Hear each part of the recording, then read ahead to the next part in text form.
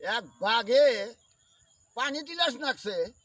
এই বাঘ যা হয়ে যায় শালা নদীর কাছারি ঘুরে গেছে, যা পানি দেই হ্যাঁ, মানে তো আর এই জেলাতে নামবো এই দেরি দেয় আর হয় নাই, ফাল মারছে কাছারের থেকে। শালা বাঘ কি করছে, একে চুরি নাগা দিব পইলে তলে গেছে গা, তলে গেছে গা।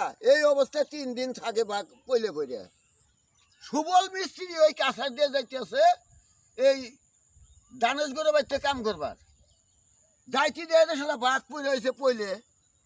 এই সুবল মিস্ত্রি কি করছে, এই বাঘ এই বন্দে থেকে নাড়া নিয়ে নিয়ে বাঘের কাইবাই নিয়ে দিয়ে বন্দে থেকে নাড়া নিয়ে যায় বাঘের সাইডের মধ্যে দিছে, দিয়ে পাড়া শক্ত করে বাঘের কান ধরে পেছন তুলে দিছে, বাঘে পানি খাইছে, পানি টানি খাইয়া দেয়।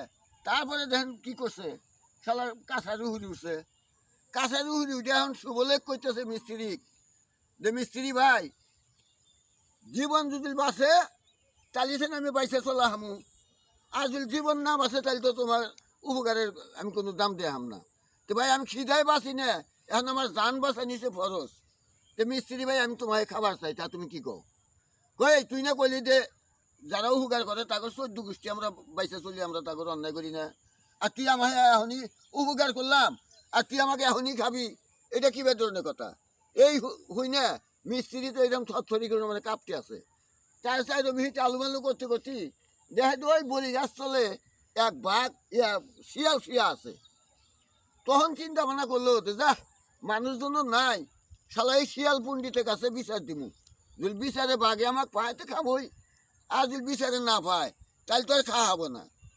তখন বাঘে বলতে ওই শালা শিয়াল হয়েছে আমার ভাই না, আমি হয়েছি আর মামা, হ্যাঁ উনি যা বিচার দিব, আমি যে হুমকি একটা দিমু পণ্ডিত আমার মিহি বিচারে আয় দিব।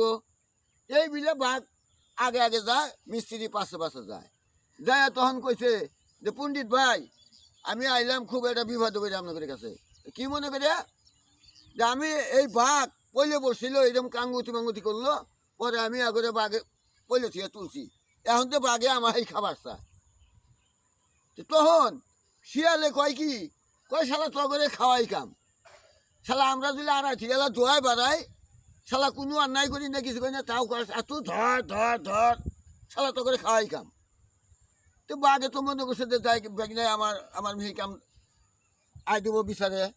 এই কয়ে তখন পণ্ডিতে তখন বাঘে কইল এই ভাই না এই তুমি বললে বসছিলে, বলে হ বললে বসছিলাম।